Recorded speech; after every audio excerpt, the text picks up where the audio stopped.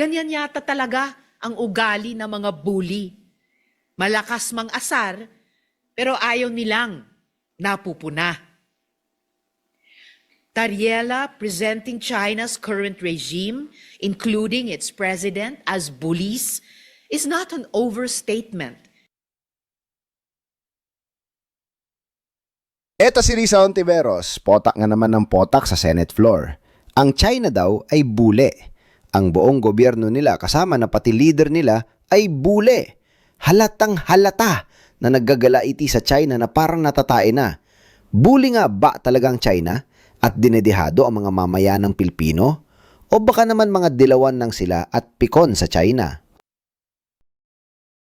State-of-the-art bridge connecting two busy districts in the city of Manila. This is the vision turned into a reality for the Binondo Intramuros Bridge project under the Build, Build, Build program of President Rodrigo Roa Duterte, an iconic project of the Department of Public Works and Highways under its Unified Project Management Office operations. Binondo Intramuros Bridge is one of the two China-funded bridges under the Build, Build, Build program.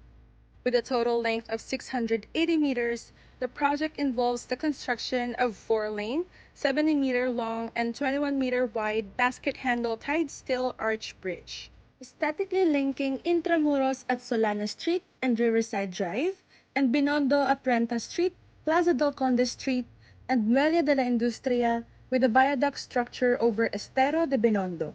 The new bridge conforms to the standard design under DPWH seismic guidelines, criteria, and specifications in an effort to make the vital bridge resilient in the event of large magnitude earthquakes.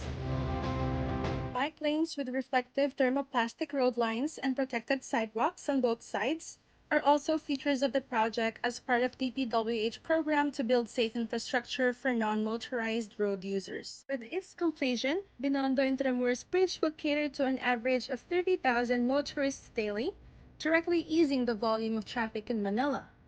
The opening of Binondo Intramuros Bridge is only one of the many big-ticket projects in the pipeline to achieve President Duterte's dream for better road network and increased transportation capacity in Metro Manila.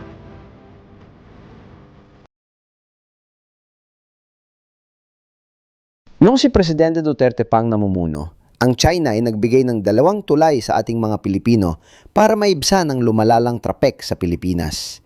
Isa sa Manila at isa sa Bukana. Dito ay pinakita ng China ang maayos na pag-uugnayan ng dalawang bansa ay may magandang maidudulot. Samantala nabibingi na kami sa bunganga nitong Hontivirus. Bago niya garahin ang salita, ang China ayusin niya ang trapek dito sa Pilipinas kasi hindi makakalabas ang mga tangke. Tumanda na yan Hontivirus sa gobyerno at wala namang totoong nagawa sa mga Pilipino, kundi potak ng potak sa mikropono. Hontivirus, hindi mo kami maloloko. Sawa na kami sa iyo. Please, tumigil ka na.